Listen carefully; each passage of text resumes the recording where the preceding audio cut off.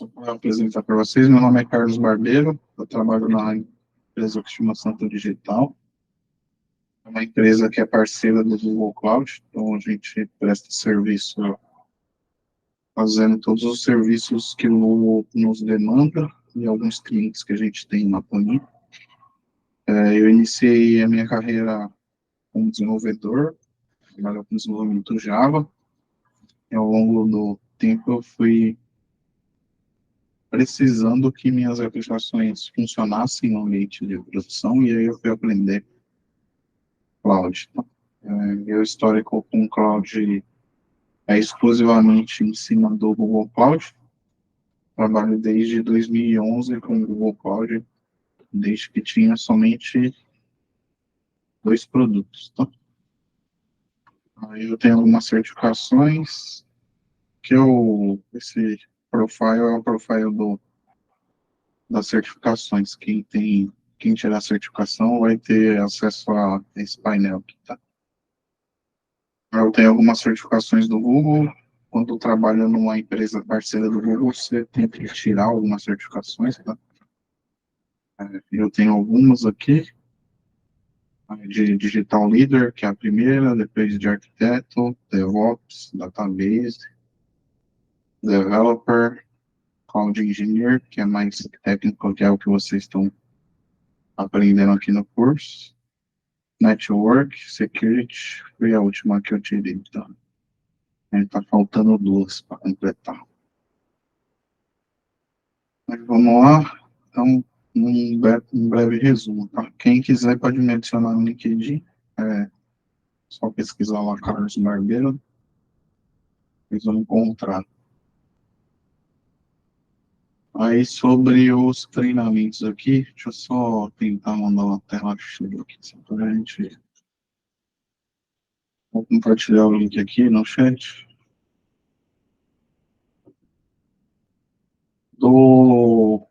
Daquilo que a gente vai ver hoje e amanhã, o Cloud Skill Boost tem 2 templates lá. O primeiro é esse, tá? Então, você vai setar, configurar o Cloud Environment.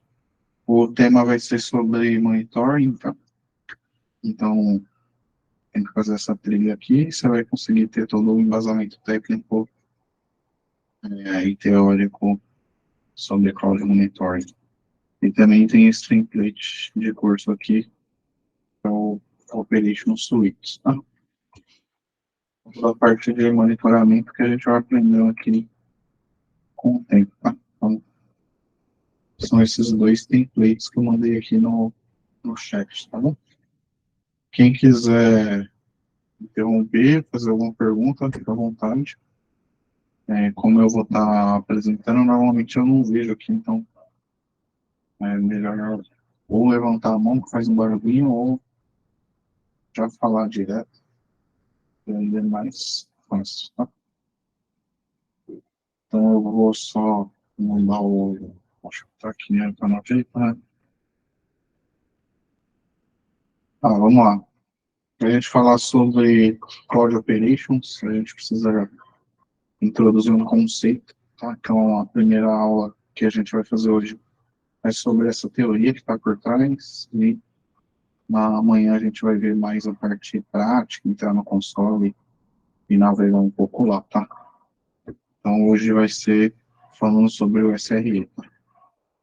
Então, esses são os tópicos que a gente vai abordar, tá? Que é engenharia de confiabilidade, problema de desenvolvimento versus operações, o que significa confiabilidade de um sistema, orçamento de erro, missões do SRE, as questões mais aí, tá?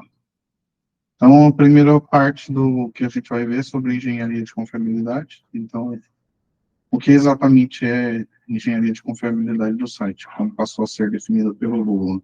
Então, a gente tem um livro, que o Google criou esse livro, que é o chama Site Reliability Engineering, e ele foi escrito pelo vice-presidente de engenharia do próprio Google, tá?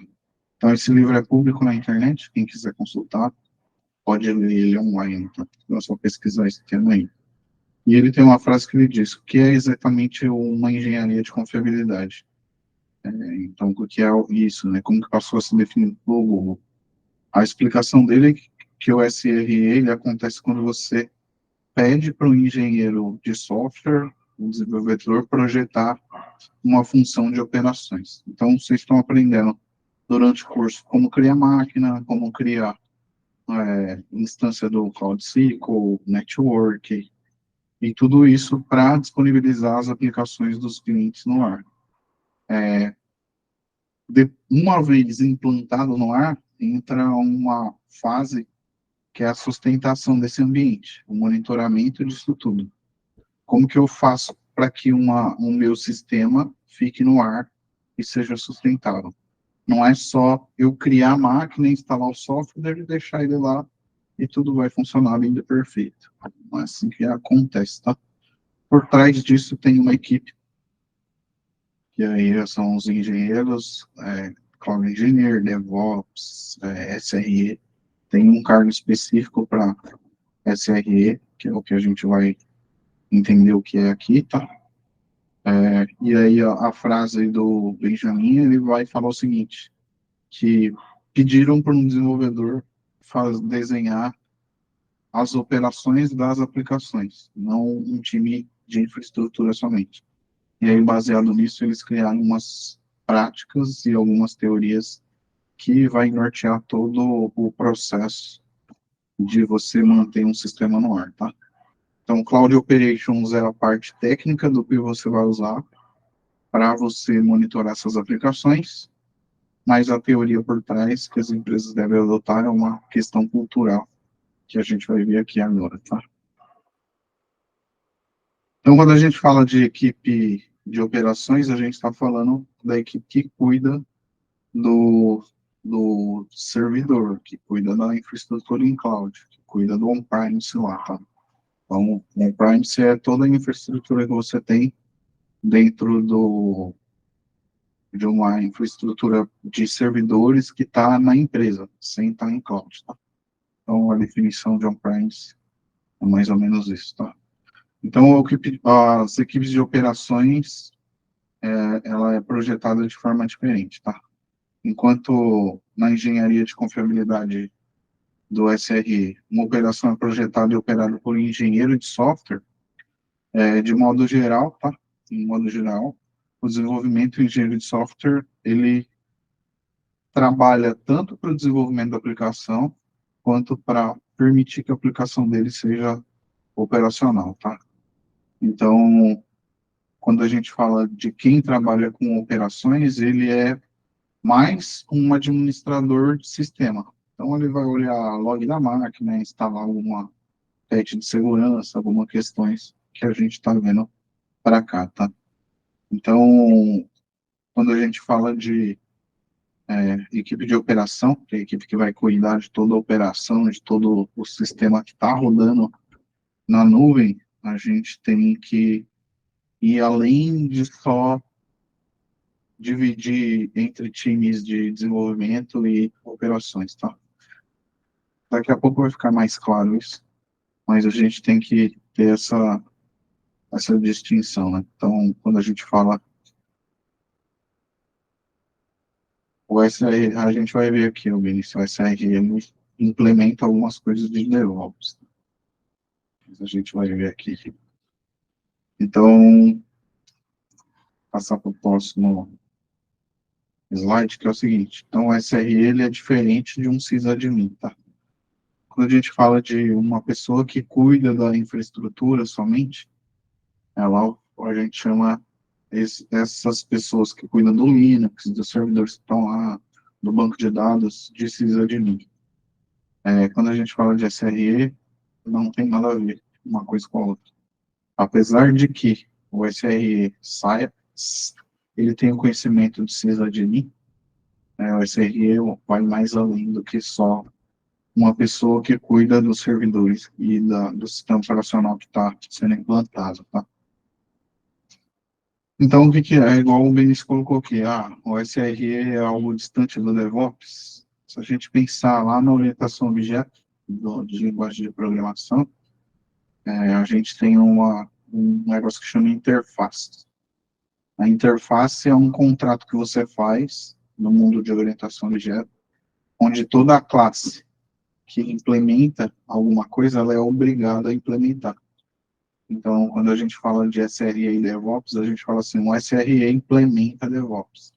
Então, o SRE, dentro das coisas que ele vai medir, se as funções de DevOps resolver, ele vai implementar. Tá?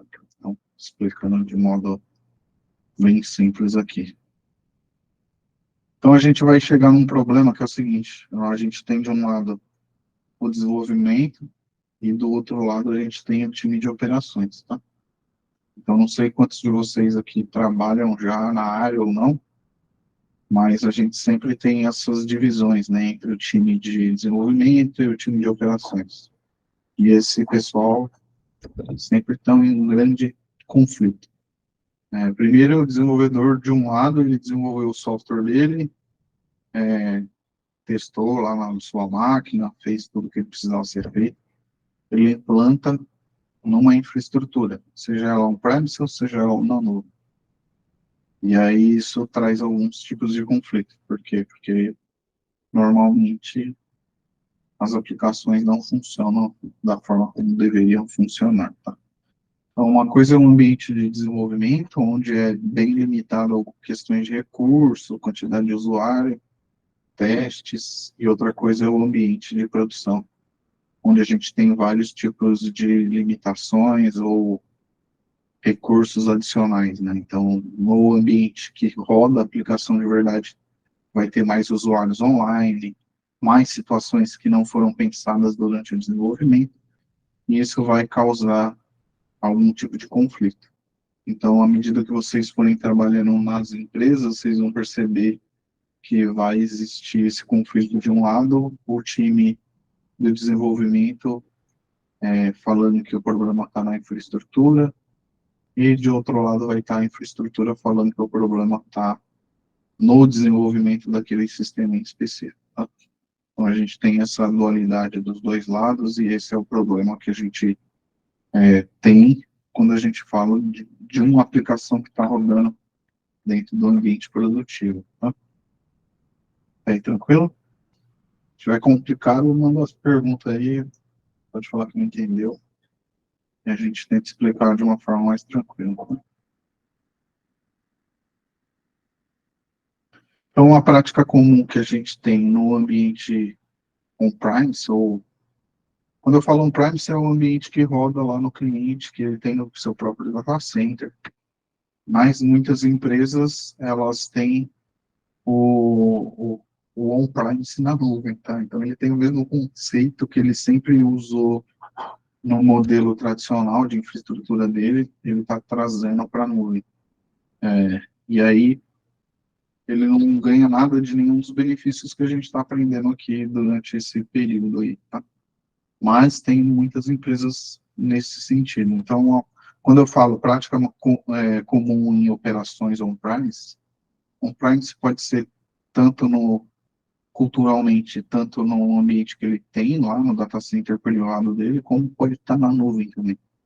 Então, quando a gente fala lá que uma empresa só tem compute engine, só tem rede, tudo ali dentro desse mundo de compute, muito provavelmente ele está gerenciando a sua cloud de forma que da mesma forma que ele gerenciava no on-premise que ele tinha, tá? Trazendo alguns benefícios, né, de escalabilidade, mas tem empresa que nem isso tem, tá? Só está na nuvem, mas o conceito por trás de como ele usa a nuvem é igual ele tinha tradicionalmente, tá? Então, uma prática comum que a gente sempre viu, assim, as empresas fazerem é, tipo, se o sistema está funcionando, não mexe. Nunca mexe nesse sistema, tá? Nunca altere nada que está funcionando. Então, sempre é algo que o pessoal sempre fala assim, tipo, está funcionando, nem encosta aí, que o negócio vai parar de funcionar, tá? É uma prática comum, tá?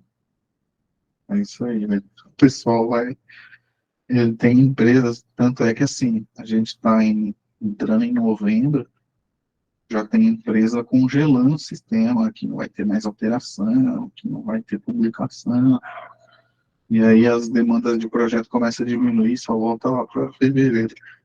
Então, tipo, ainda existe esse conceito por trás, sabe? Do tipo, eu não, não mexe lá no time que tá ganhando, né? O sistema tá rodando, deixa aí e seja feliz, né? O pessoal tenta se preparar para Black Friday de alguma forma antes de novembro, tá?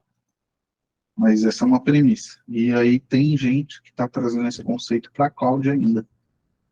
Então você vê que, apesar do cliente ou da empresa estar dentro do ambiente em cloud, ela ainda traz práticas que ela tinha do ambiente antes dela portar para a nuvem, tá?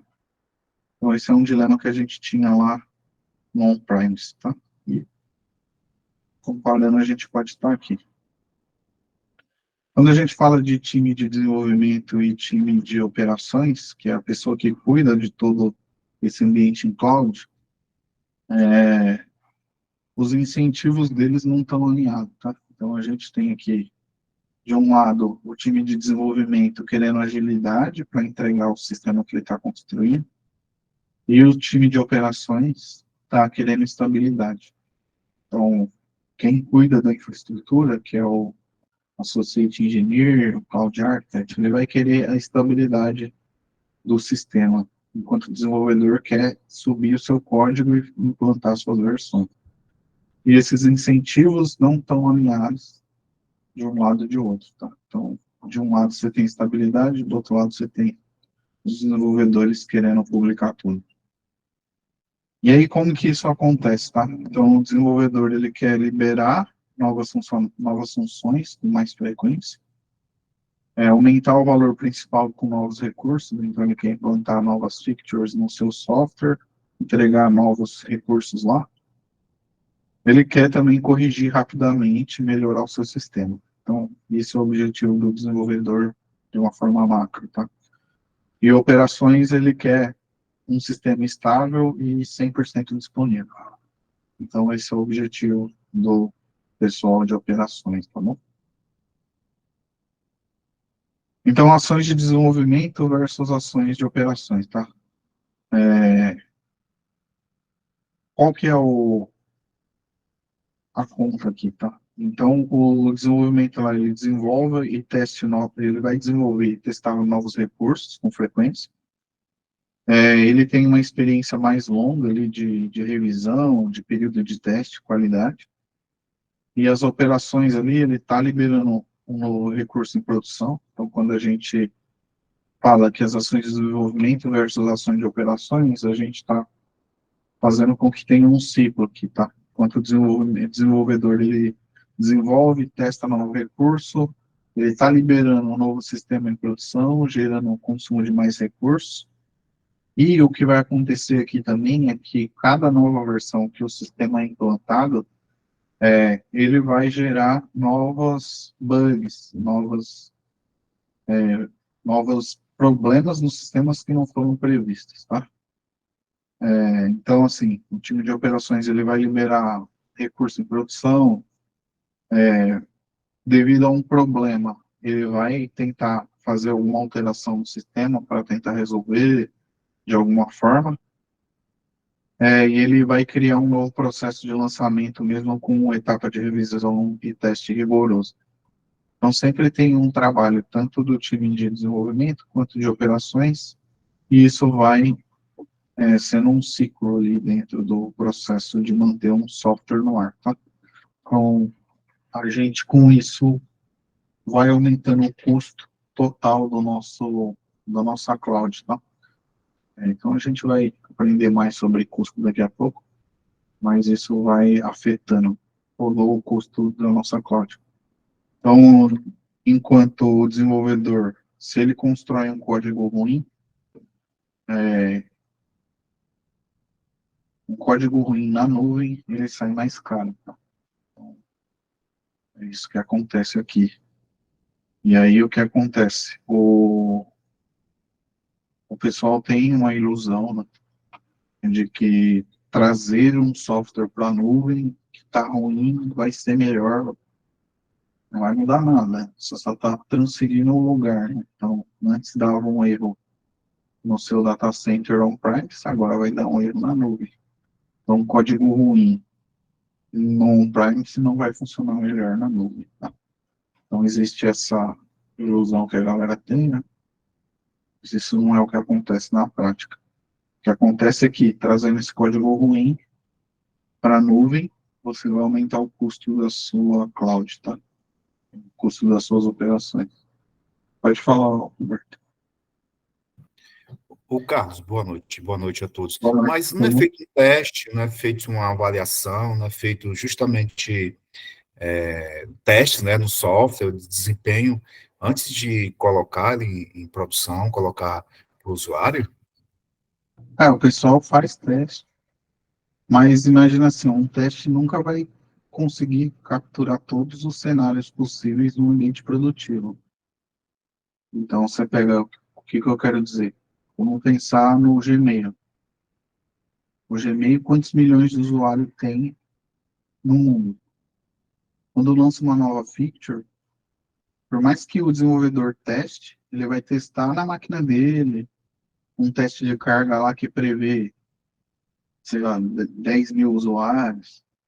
Aí, a hora que você coloca essa feature que você desenvolveu num ambiente que tem milhões de usuários, um segundo mais lento pode danificar todo o sistema, entendeu?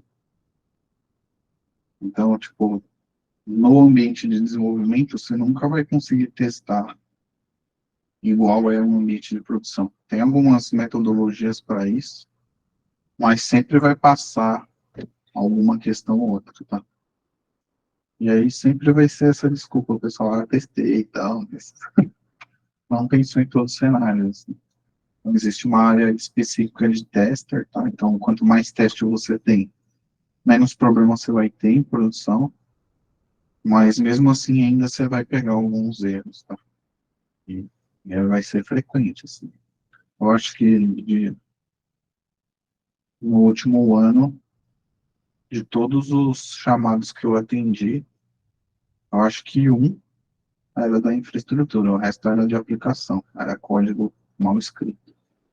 E no dia a dia daquilo que vocês vão trabalhar, especificamente falando dessa formação, é mais voltado para operações. E aí vocês vão se deparar com esse cenário.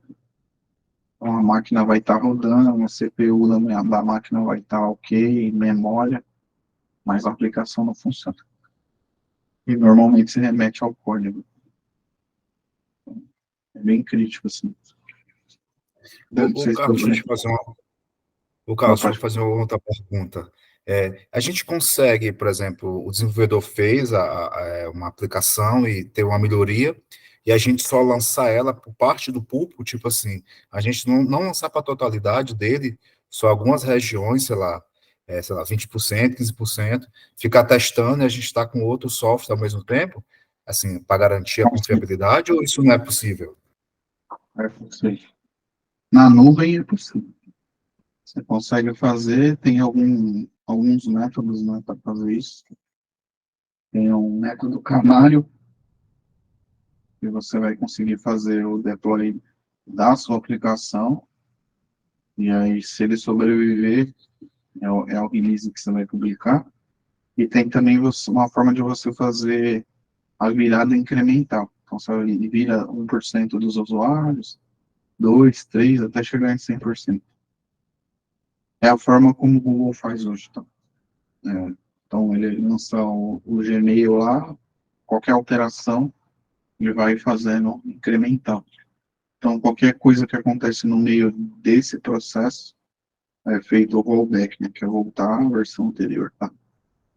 Então, esse processo dá para ser feito, tá? Mas é bem difícil ser... Hoje é mais comum, né, mas ainda assim é difícil, algumas empresas não têm. Dá para fazer.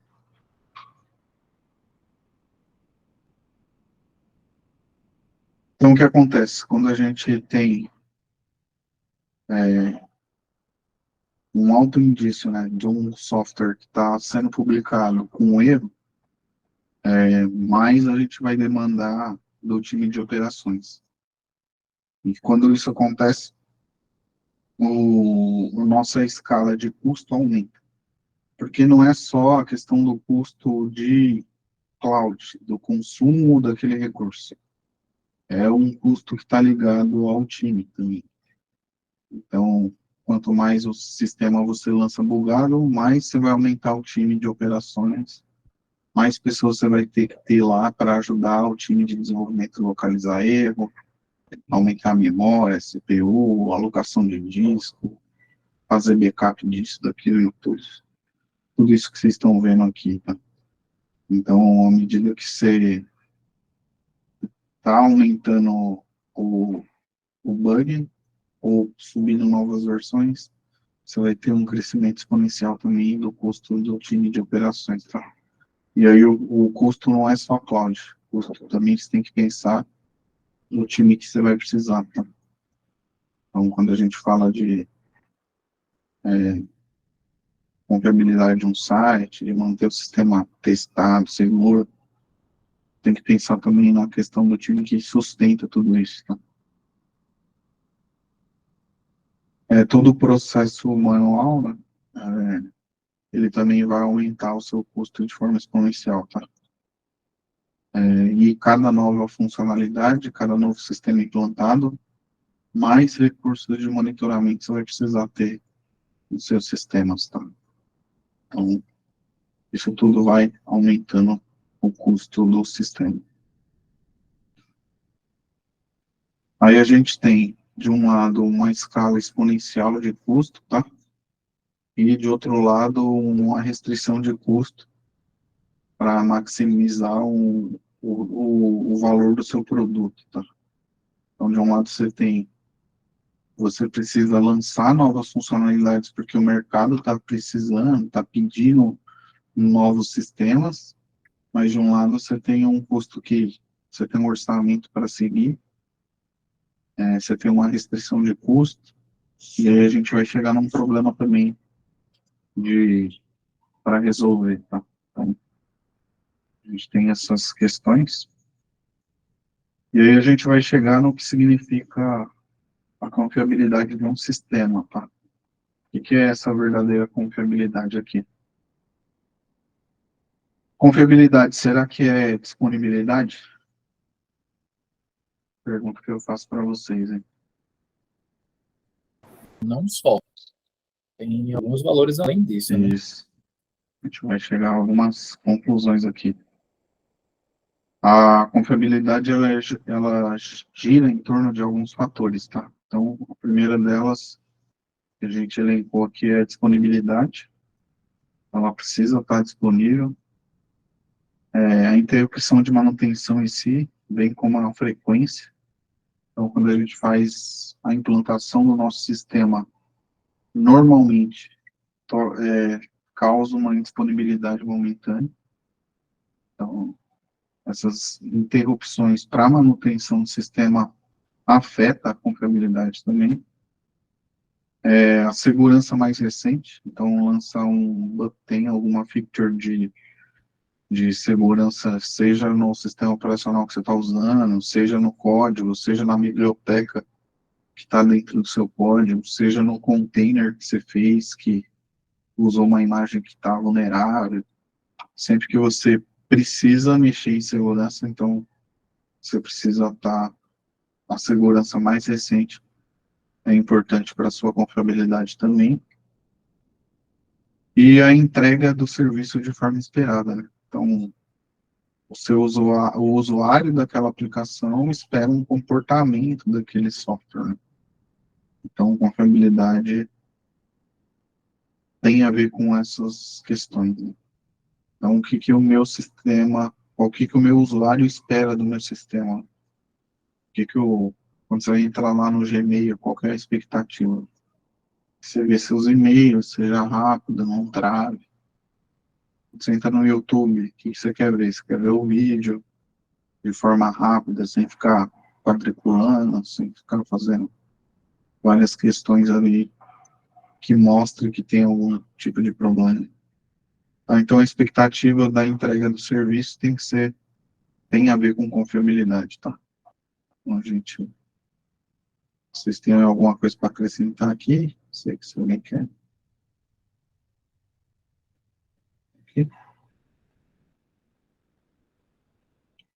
Então, quando a gente fala de meta de confiabilidade, a gente, normalmente nas empresas, a gente pergunta, qual que é a sua meta de confiabilidade para o seu sistema?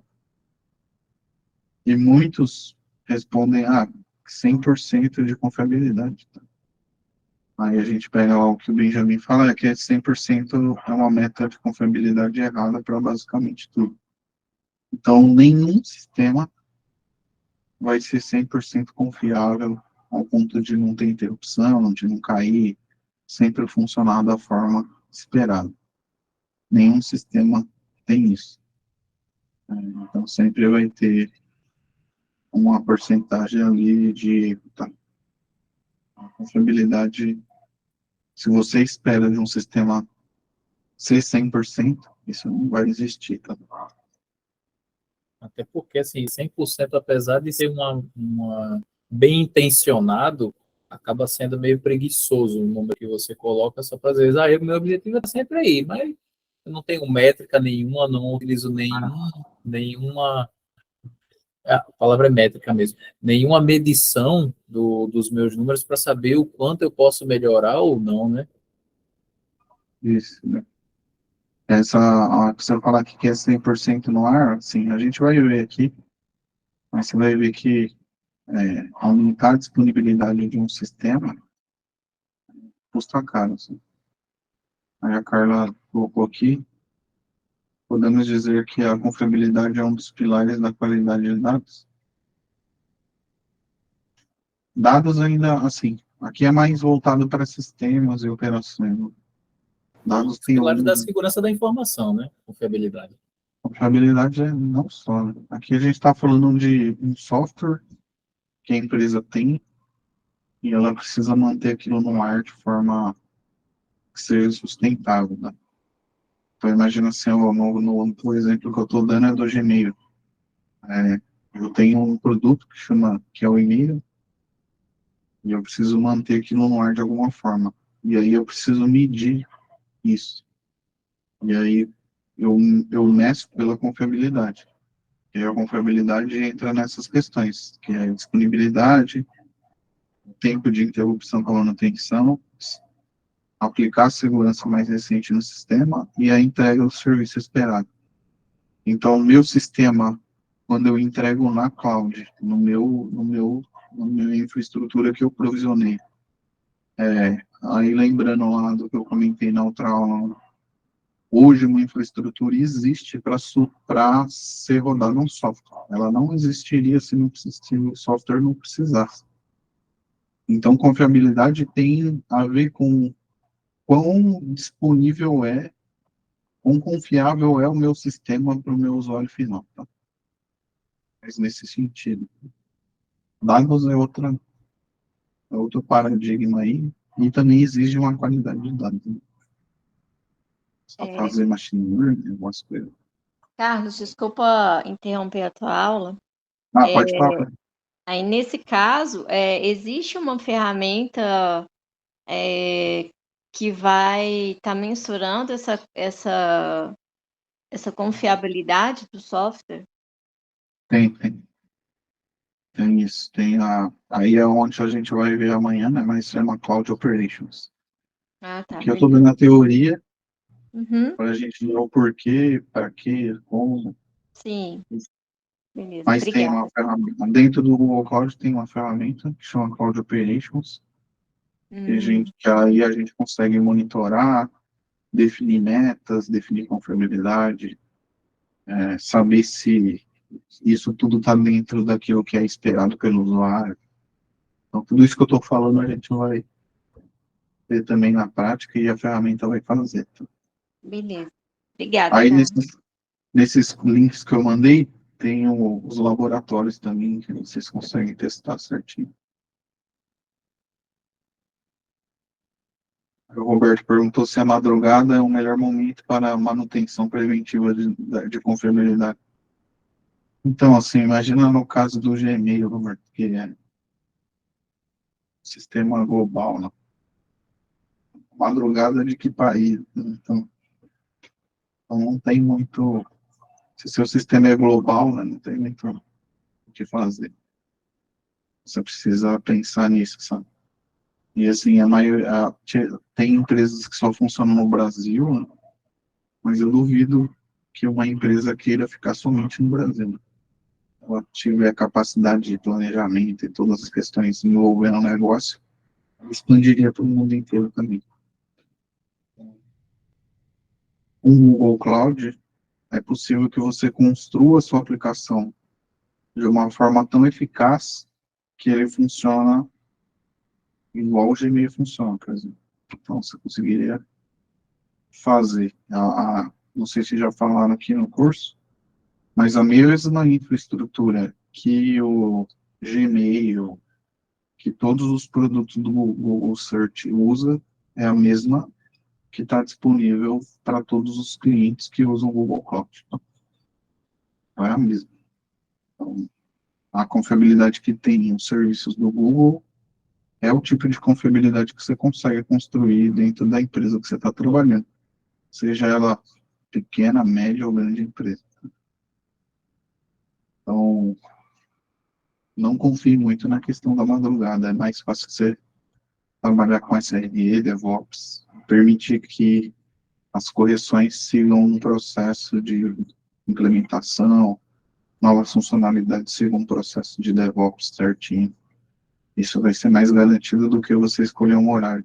Apesar de que você vai ver empresas no modelo tradicional ainda de gerenciamento de software e implementação que escolhem um período de janela de manutenção. É umas questões. E alguns sistemas foram construídos pensando. Então, tipo, quando a gente fala de manutenção, você tem que pensar na arquitetura do software. Então, se o software não foi construído para isso, ele não vai. Aí você vai precisar dessas janelas, né?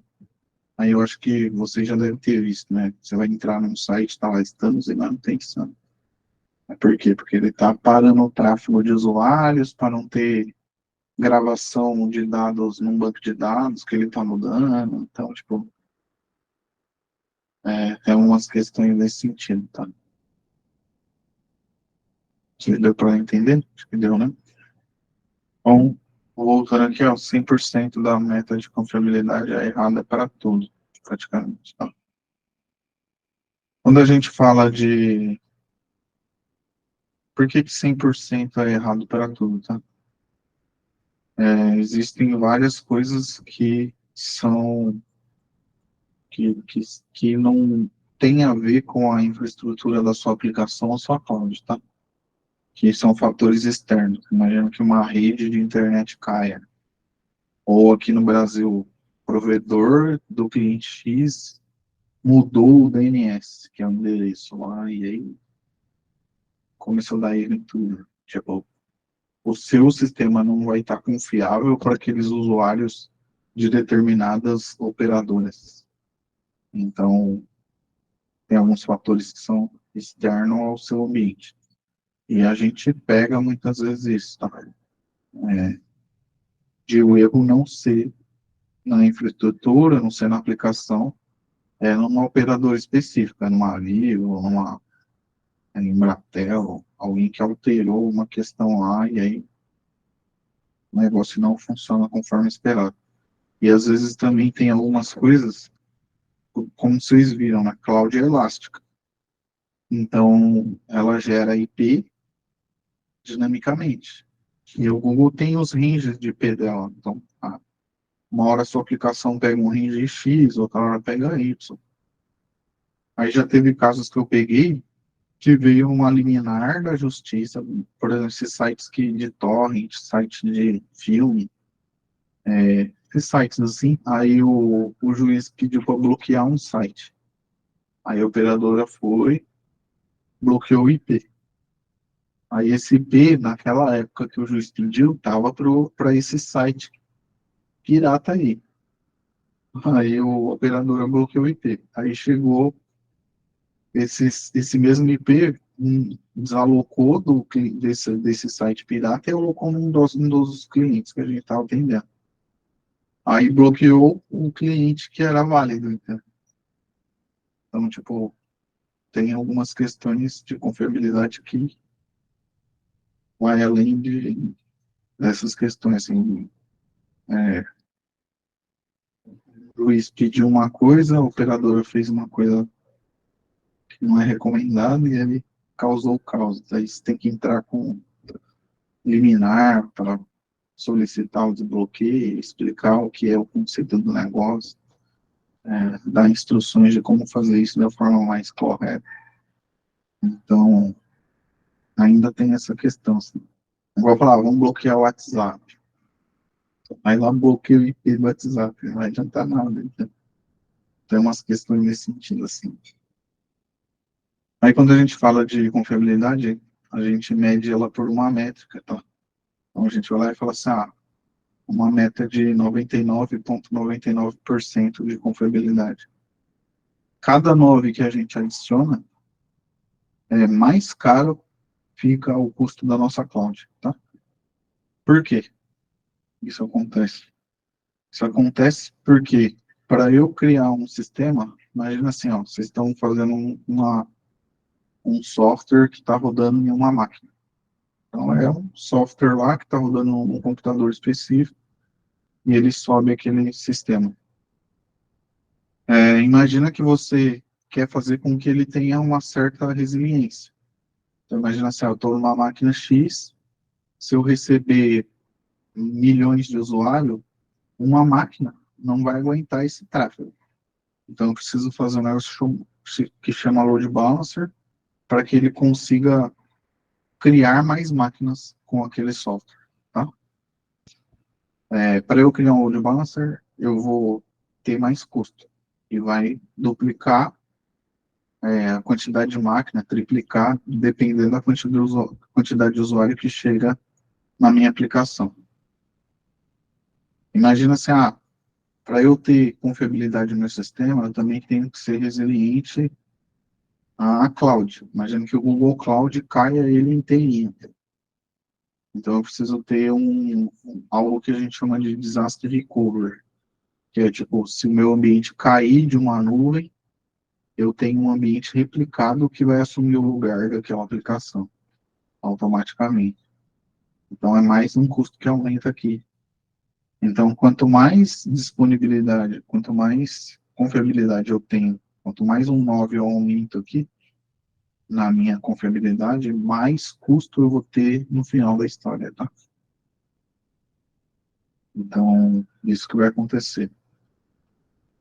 E para eu adicionar um 9, eu tenho um ciclo de uma rigidez do meu sistema, né? Então, eu vou ter um ciclo de lançamento mais longo, lançamento e implantação, né? Quer dizer isso. Então, é a única forma de eu deixar ele muito mais confiável, é eu ingestar essas publicações de alguma forma. Então, se tiver novas funcionalidades, ele vai ter uma janela maior. E aí vai ser E aí você vai ter que precisar dessa rigidez para você ter um controle dessa confiabilidade também, tá? Então, quanto mais confiabilidade você tem, mais você gasta, tá? Então, esse é o princípio de tudo, tá? Aí, tranquilo?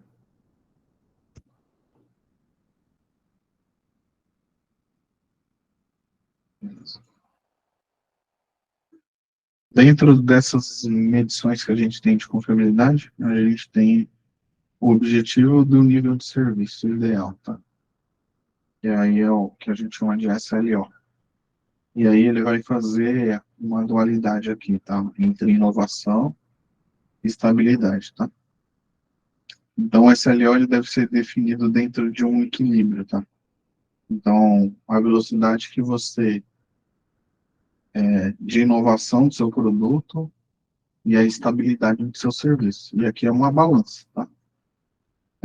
E aí tem o que o cliente espera lá no final de tudo. Quando a gente fala de o objetivo de nível de serviço, a gente vai ter que fazer esse equilíbrio aí, entre novos lançamentos, novas funcionalidades, o que meu usuário espera e a estabilidade do meu serviço. E aí, lembrando o que eu falei lá, assim, o time vai sempre ter aquela dualidade, tá? Seu time cuida da infraestrutura, o outro cuida do desenvolvimento. E aí o desenvolvedor, ele quer implantar novas funcionalidades aqui. Mas quando eu falo de SLO, nível de serviço, então eu vou ter uma métrica onde eu vou medir esse nível de serviço. E aí dentro dessa métrica, eu vou precisar balizar a velocidade que eu faço a implantação do meu sistema versus a estabilidade do meu serviço. Então eu preciso ter essa balança equilibrada. Para quê? Para que meu cliente, lá no final, não seja afetado de forma muito drástica. Então, quando a gente fala do objetivo de nível de serviço, é com esse propósito, a gente conseguir ter inovação no nosso sistema, ter uma estabilidade do serviço de forma aceitável. Pode falar, Roberto. Ô, Carlos, então o ideal seria ter Acho que falhou aqui. entrega? Acho Ô, que Carlos, falhou. Se puder repetir, porque deu uma falhada. tá. Então, o que seria ideal? Seria uma inovação incremental, pequenos incrementos de algumas mudanças novas, ou uma grande mudança de uma vez só? É sempre o incremental é melhor. Mas nem sempre a aplicação foi construída para ser assim, entendeu? Então, tipo, é muito do arquiteto do software lá que fez, sabe? O ideal é você conseguir quebrar o seu sistema em pequenas funcionalidades que depois você vai juntando isso tudo e forma um grande sistema, né? Mas normalmente o pessoal não desenvolveu assim. Você vai encontrar muito sistema legado, que não está assim. Mas o ideal é você conseguir implantar pequenas funcionalidades e de forma incremental, tá? Mas o SLO que você vai definir na empresa, e esse é um dos nossos papéis ali, é definir isso, tá? Entre o que o meu cliente espera no final, que é o sistema no ar lá, 100% da hora, versus a velocidade que o time precisa para inovar e para estar dentro do mercado, versus a estabilidade do meu sistema, então eu defino essa métrica, que chama SLO. Então é o objetivo ali de nível de serviço que eu tenho ideal. Então, se isso estiver fugindo, e aí os sistemas vão, a gente vai monitorar para ver, aí a gente toma algumas ações, tá? Mas o objetivo sempre vai ser o cliente. Então, sempre o cliente, qual que é a expectativa do cliente para essa operação, tá?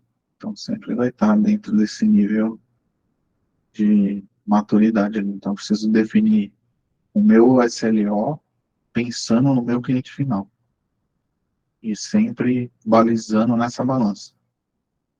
Velocidade da inovação do meu produto e estabilidade do meu serviço. Então, por isso que é importante a gente definir o SLO, tá? Então, a gente vai aprender mais daqui a pouquinho. Antes de continuar, a gente vai dar um pequeno intervalo de uns 10 minutos, só para todos tomar uma água ali, e aí a gente passa para o próximo. Só ver o que o Geraldo colocou. O Geraldo colocou aqui que estuda no Jenkins. Legal que conseguimos ver como está o código e o que precisa ser trabalhado. O Jenkins ali ele só faz o deploy, né? Mas se você coloca lá um Sonar, algumas ferramentas de análise estática, você vai ver o quão ruim está o código. Dá para ligar ele no Sonar também. É isso aí, Sonar. Se colocar o Sonar, você vai ver vulnerabilidade de segurança, complexidade de código. pode ser um Hello World, ele acha. Tudo. E aí você vê como, tipo, quanto mais bugs você tem no seu sistema, código mal escrito, código mais complexo, mais problema você vai ter. Tá? Por um lado é bom, mais emprego a gente abre por aí. Beleza? Vou dar um intervalo para todo mundo. Se tiver alguém com dúvida, alguma questão quiser comentar, retornando, a gente entra nessas questões. Combinado? Daqui a pouco, pessoal.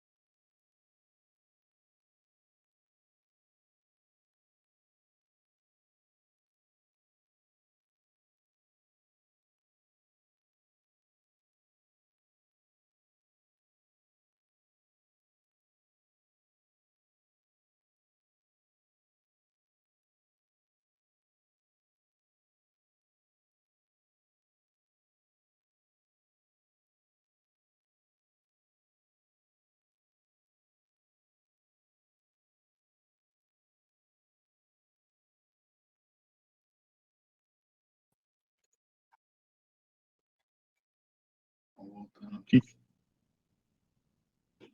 Todo mundo já voltou. Beleza. Então, a gente falou do SLO, né? Então, Objetivo de Nível de Serviço. E a gente sempre tem que estar pensando entre inovação e estabilidade, e aquilo que o nosso usuário espera, tá? Tem um outro conceito dentro do SRE, que é o Error Budget, tá? Então, como que a gente mede? O Error Budget é o orçamento de erro, tá? Imagina o seguinte, a gente tem lá a nossa meta, então a gente tem lá o 100% menos o SLO, que é o nível de serviço. Isso vai dar nosso Error Budget, tá? Então, por exemplo, se o SLO for 99,9, então a gente tem 100% menos 99,9, que é o nosso SLO, isso vai dar 1% de orçamento de erro. O que isso significa? O que é o Error Budget? Tá? É, o, é a quantidade de erro que você tolera no seu sistema, tá? O Error Budget gratuito para usar, para que o seu sistema fique fora do ar, que você use para manutenção, tá? Esse Error Budget ele é compartilhado, tá, com a equipe de produto. Então, quando o desenvolvedor precisar lançar novas versões, correções e algumas questões, você vai descontar essa indisponibilidade do sistema desse Error Budget, tá? Então, você tem lá o seu SLO, então, seu SLO menos 100% menos o seu SLO, você vai ter a quantidade de Error Budget que você tem no seu sistema, tá? Então, mais do que software, mais do que é, infraestrutura, aplicação, o SRE visa únicos, exclusivamente o meu usuário final. Então, o que o meu usuário espera do meu sistema e como ele vai se comportar. Para eu manter um sistema estável, eu preciso definir meu SLO e meu Error Budget, tá? Então, esse Error Budget é o que vai permear todo o meu ciclo de publicação e inovação dentro do meu sistema. Uma vez que eu tenho o Error Budget definido, o que vai acontecer? Os desenvolvedores eles vão começar a ter uma qualidade maior no sistema, tá? Porque eu implementei na empresa uma cultura SRE, e aí, baseado no meu Error Budget, é o que vai evoluir todo o ciclo de desenvolvimento e publicação, tá? Então, a gente tem aquela dualidade entre o desenvolvimento e o time de operações, que agora a gente está falando de SRE. Então, o desenvolvedor ele lança novos recursos e correções para entregar novos valores aos clientes, tá? O mais rápido possível. Os engenheiros de software vão ser incentivados a escrever um código com mais qualidade e com mais casos de testes, tá? E que seja mais fácil de ter manutenção e ter qualidade de serviço. Uma vez que ele tem, de um lado, um orçamento para gastar de forma gratuita que não interfere lá no serviço de confiabilidade para o seu cliente, eles precisam escrever um código com maior qualidade, tá? Esse vai ser um ciclo que vai aumentar a qualidade, tá? É um ciclo que sempre vai estar girando aqui, e o SRE ele procura agilidade e estabilidade, tá? Se uma nova versão causar uma interrupção e afetar o alcance do Error Budget, o SRE, ele tem a pessoa que trabalha com SRE, a área de SRE na empresa, ela pode congelar o ciclo de novas publicações e correções do sistema aqui, tá? Então, o que a gente fala? Quando precisa aumentar a confiabilidade, lembra que a gente falou? A gente diminui o ciclo de publicação. Então, a gente congela. Então, pessoal faz o que? Black Friday faz freezing. A ideia do freezing é justamente você aumentar a confiabilidade, tá? E aí, se aquele orçamento lá está sendo extrapolando o orçamento de erro, o SRE pode ir lá interferir no ciclo. Por isso que a gente fala que o SRE é cultural, tá? Então a empresa precisa ter essa cultura, precisa implementar essa cultura. Que o SRE ele pode ir lá e falar assim, ó, tá? Vocês estão escrevendo um código muito ruim, que está gerando muita indisponibilidade, e estourou o orçamento de erro. Estourando o orçamento de erro, a gente congela as publicações. E aí isso vai afetar o negócio da empresa em si. Então vai fazer com que o desenvolvimento, o time de desenvolvimento aumente a qualidade desse código aqui, tá? Se houver muitas interrupções ou dificuldade para manter o sistema no ar, o SRE ele vai atribuir bugs à equipe de produto, de desenvolvimento, tá? A operação desse sistema, que antes era cuidada pelo SRE, ele devolve a operação do produto para a equipe que desenvolveu. Então, ele não cuida mais do sistema, quem vai cuidar é a equipe de desenvolvimento. E o membro do SRE, o membro da equipe do SRE, ele deixa a equipe de produto. Quando a gente monta um time de SRE, normalmente o SRE auxilia aqui os desenvolvedores no código. E o que é esse auxílio? O auxílio é para que esse código seja escrito de uma forma que rode melhor em produção. Então, é um código pronto para produção. Então, o SRE tem esse papel de instruir essa equipe de desenvolvimento. Então, quando esse error bug está sendo estourado, tem muito bug no sistema, o SRE congela totalmente as publicações, atribui o bug para o time de produto e devolve a operação e o cuidar desse sistema para a equipe que está desenvolvendo, tá?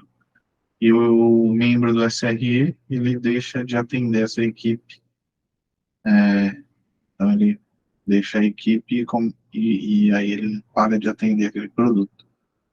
Então, é, poucas empresas adotam isso 100%, tá? Mas é uma prática comum do SRE ali. E é a forma como o Google trabalha, tá? Então, como que o Google mantém estabilidade de sistemas baseado nesse livro do SRE, tá?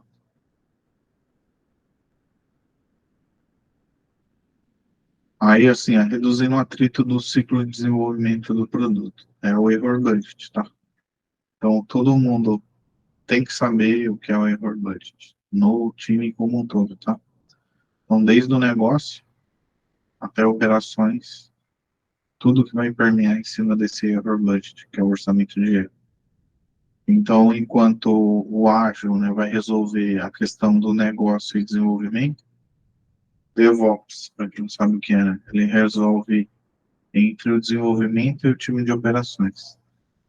Isso tudo vai ser permeado através do error budget. Então, através dessa métrica, eu crio todo um ciclo de vida desse meu produto. E todos têm que estar engajados nesse error budget aqui. Então, não adianta chegar um diretor da empresa e falar, agora aceita aí esse bugzinho e tal. Não. Tipo, uma vez implantada a cultura, a única forma de você melhorar a qualidade do seu sistema é implementando cultura de SRE, de error budget de forma completa. Não existir muito carteirada, não. Se isso acontecer, não vai funcionar. Aí a gente volta ao ciclo que era antes, tá? Mas é por isso que é importante ter a cultura da SRE bem implantada, para que isso funcione de forma correta e aumente a qualidade e a disponibilidade. O objetivo disso tudo que a gente está falando é que o sistema fique no ar e seja disponível para os nossos clientes, tá? Tá aí tranquilo, Diego Budget? Ok. Então, qual que é a missão do SRE? Tá? A missão é confiabilidade, latência, performance, eficiência, controle de alterações no change management, monitoramento, resposta a incidentes e a capacidade de planejamento. Tem algumas outras questões aí, mas essas são as principais.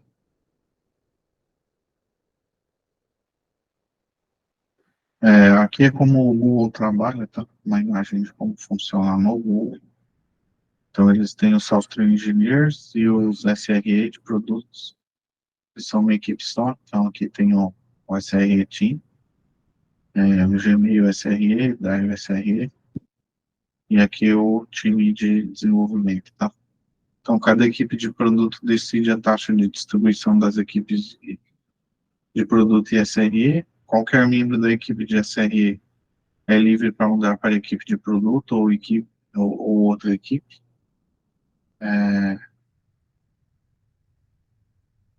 A remuneração e a taxa de promoção são iguais, tanto na equipe de SRE quanto de software engineer, tá? A barra de contratação é a mesma, de software engineer. Pode ter muitas transferências internas, tanto de software engineer quanto SRE, tá? Mais da metade dos SRE, eles têm conhecimento adicional de kernel, do sistema operacional, rede, infraestrutura, no modo geral, tá? Então, se você tem um SRE, SRE é ele conhece fortemente o código também, tá? Então, por isso que tem essa troca entre as equipes aqui, tá? É algo que acontece dentro do Google. Apesar de que hoje tem empresa que não é assim. Mas isso é o que é o modelo que está dentro do Google também. Aí as tarefas do SRE no Google, tá?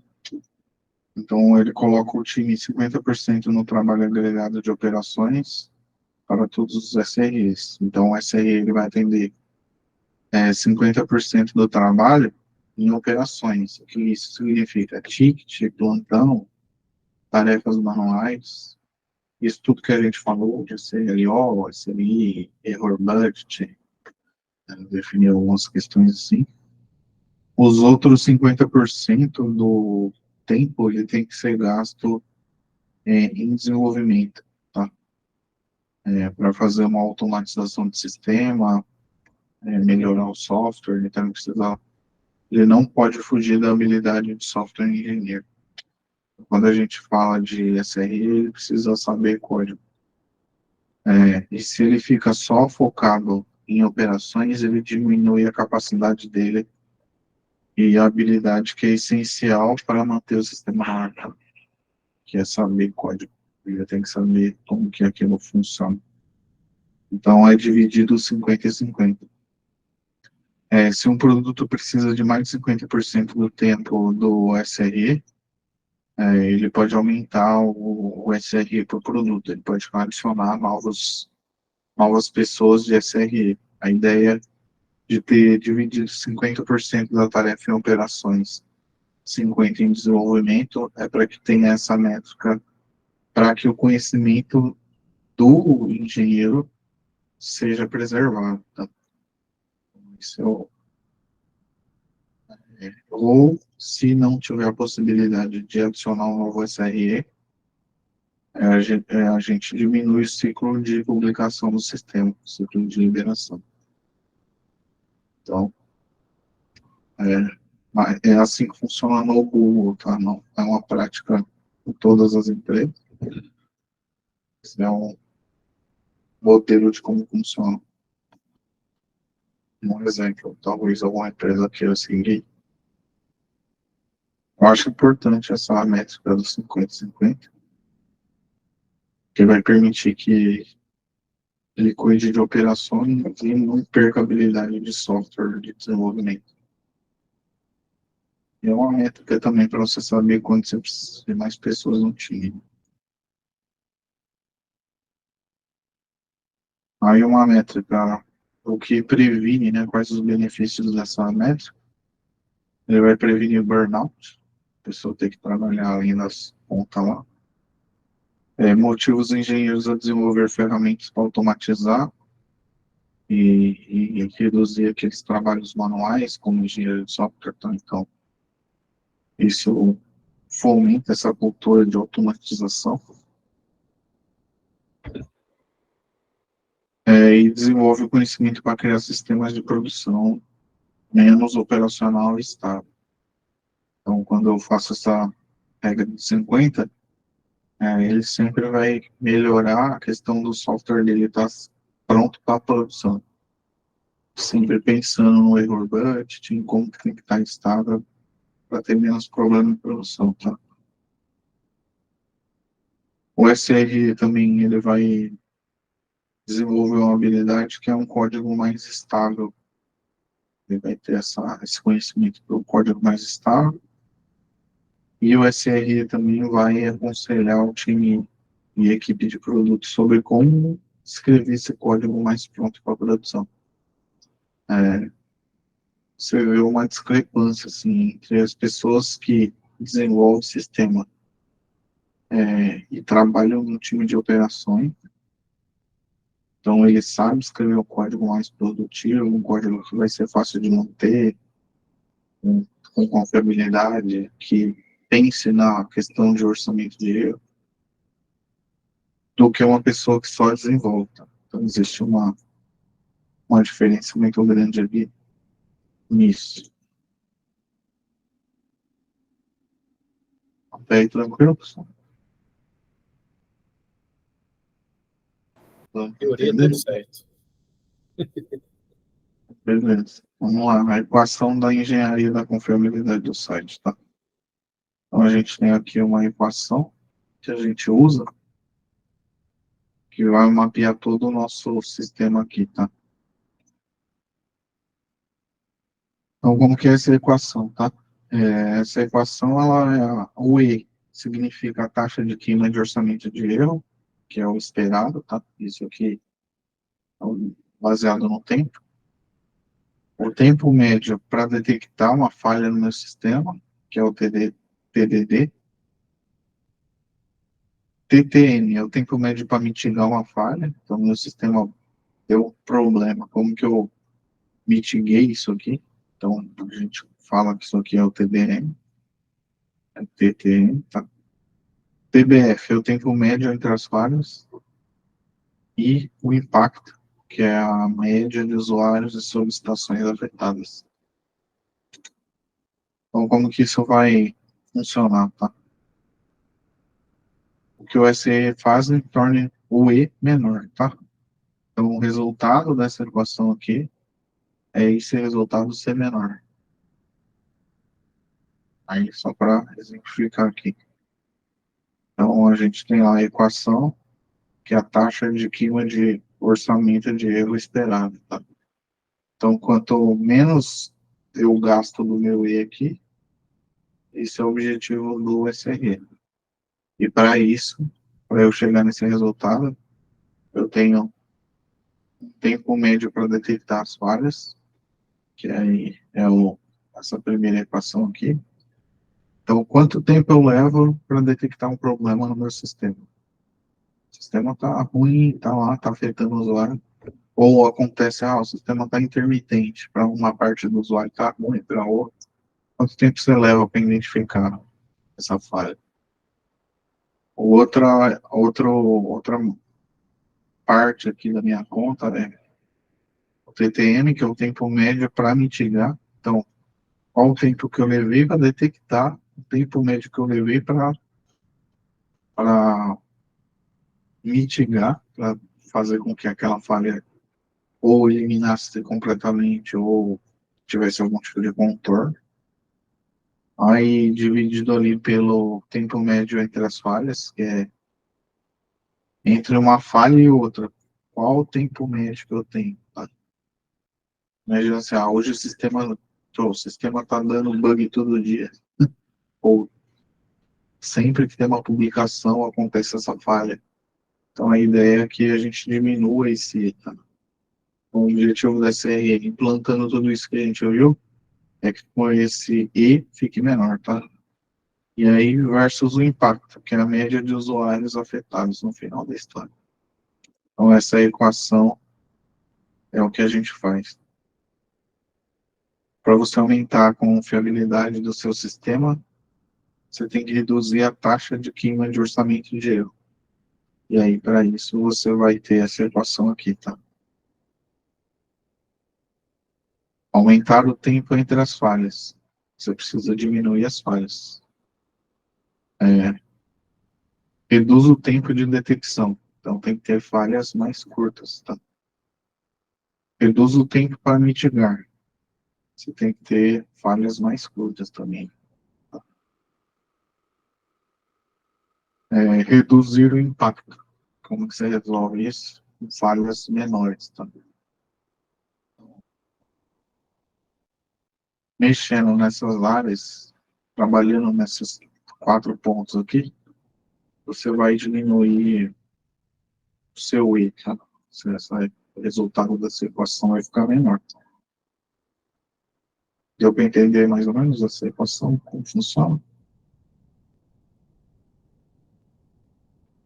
Bem tranquilo, né?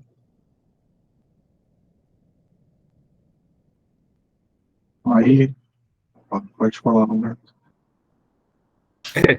Assim, Carlos, estamos escutando bem, né, todos, né? Qual é a minha dúvida aqui? Que você me falou que, você falou na aula, que há a interação entre os times, né, com o SRE e o pessoal da desenvolvimento.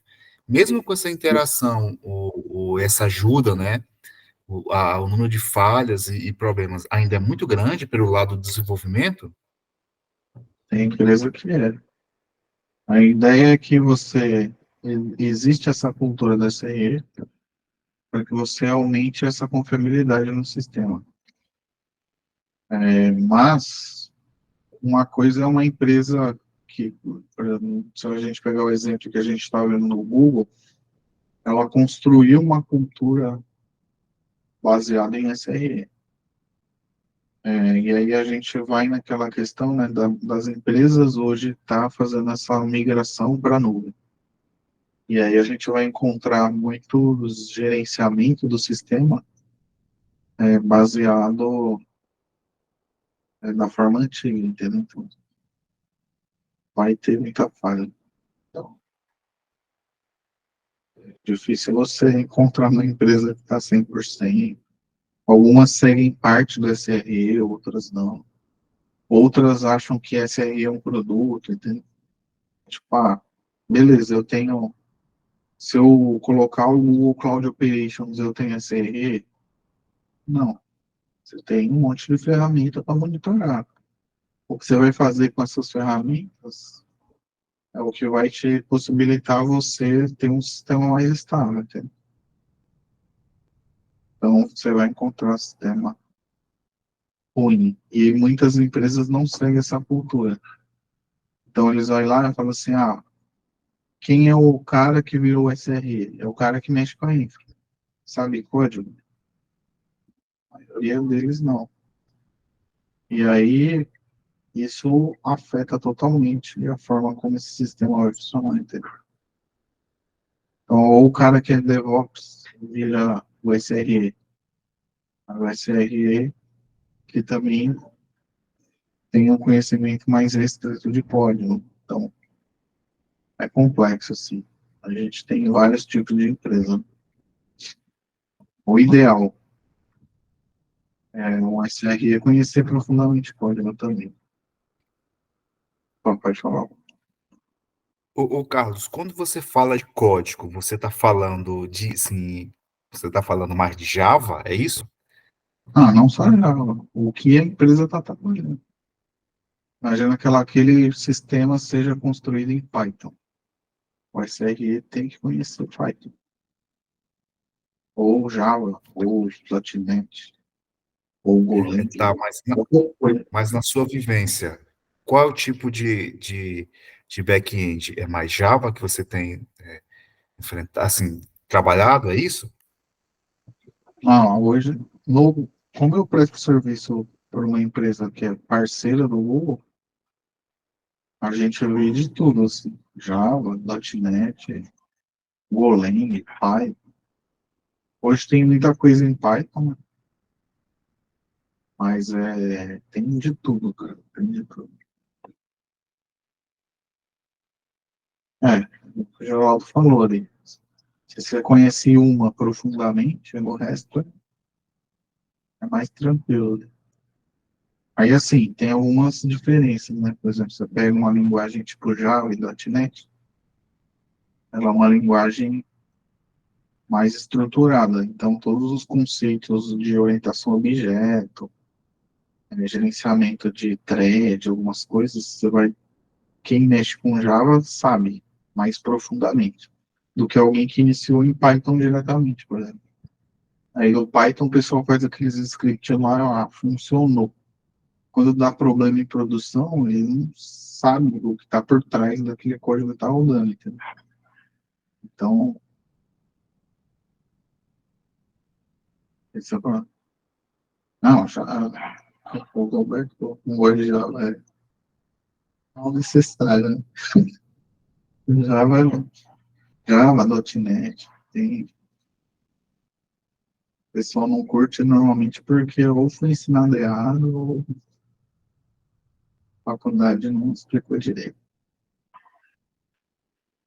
Mas ela tem bastante conceito, assim, que é importante, assim. Então, o pessoal pega Python, facinho e tal, mas tem um fundamento ali que o pessoal pula, né?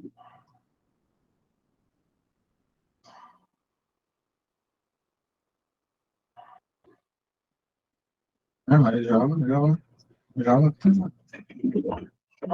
ainda tá na onda ainda.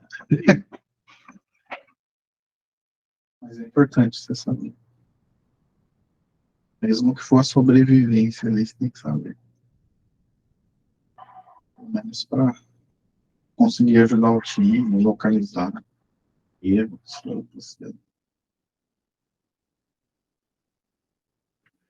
Eu comecei com Java, assim, hoje eu mexo com quase praticamente tudo. Mas por conta dos clientes, né? Parece tudo. Mas é o que quem falou aqui, o Geraldo falou, né? Tipo, se você sabe uma, você vai conseguir deslanchar na próxima, qualquer linguagem. Mas é importante, se você um dia pensar, eu quero, com essa certificação, você vai estar capacitado para trabalhar com operações. Mas você precisa pensar na sua evolução como carreira.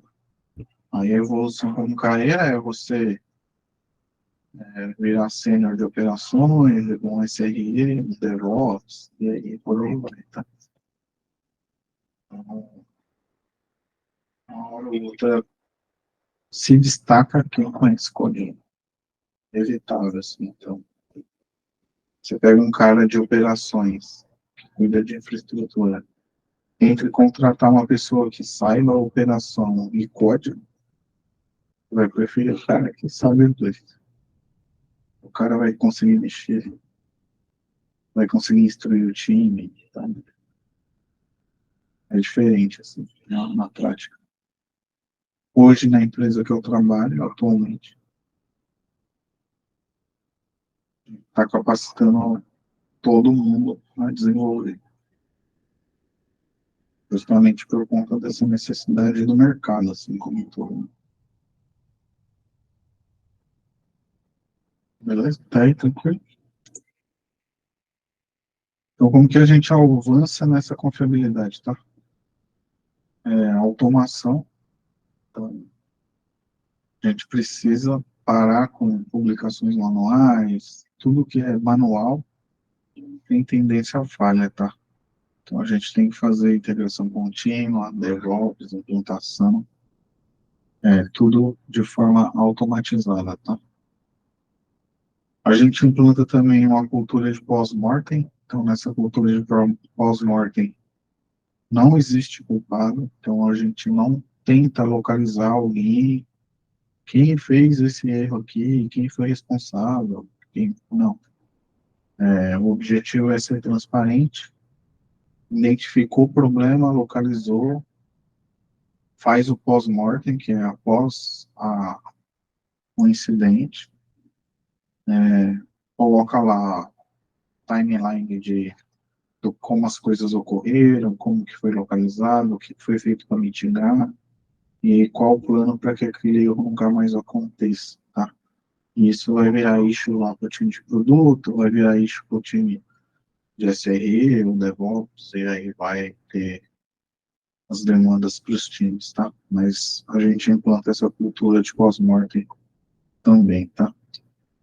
E também tem a engenharia do caos, que é onde você faz simulação de incidentes, tá? Então, o time de SRE ele prepara para lidar com esses problemas. Então, você prepara teste de caos dos seus sistemas. E aí a ideia é que você, implementando isso, você consiga recuperar o sistema de forma mais rápida. Então, a ideia é de você testar usando engenharia de caos também, tá? Aí, assim, só para reforçar a questão do pós-mortem, né? Então, pós-mortem, após o incidente grave, você vai documentar com detalhe tudo internamente, para que você aprenda com aquela falha. Então, a ideia é nunca culpar o indivíduo. Então, a falha é o que leva a equipe de SE a projetar processos e ferramentas para superar o erro humano. Então, você tem que usar o pós-mortem como uma forma de você aprender com aquele erro e evoluir o seu sistema. A equipe de SRE, ela não vai culpar um indivíduo, né? A gente não vai culpar uma pessoa que fez alguma coisa errada, então a ideia é você implementar formas de melhorar esse processo, ou formas de melhorar esse código, ou de não ter operações manuais, ou de evitar isso de alguma forma. A equipe de SRE é dona de todas as ações preventivas para que isso não aconteça. Tudo que foi feito para identificar toda a autópsia, troubleshooting, eles são compartilhados internamente, então, bem transparente. E a gente faz uma roda ali para tentar mitigar esses problemas e conversar sobre isso de forma bem transparente, tá? É algo que é difícil de acontecer assim no Brasil, né? De modo geral, o pessoal que é um culpado para as coisas. Mas isso é uma cultura que tem que ser implementada, senão nossos sistemas não vão funcionar direito e alguém sempre vai ocultar alguma coisa. Então, se a sua cultura da empresa é ruim, não vai dar certo. Porque o sistema tende a falhar, assim. Então, tipo, o pessoal vai mascarando, vai escondendo debaixo dos panos. A ideia dessa cultura do pós-mortem de não ter o culpado é essencial para que funcione e para que seu sistema fique estável, tá? Então, isso tudo tem a ver com cultura. Então, se você tem uma empresa que a cultura é achar um culpado, seu sistema vai ser menos confiável.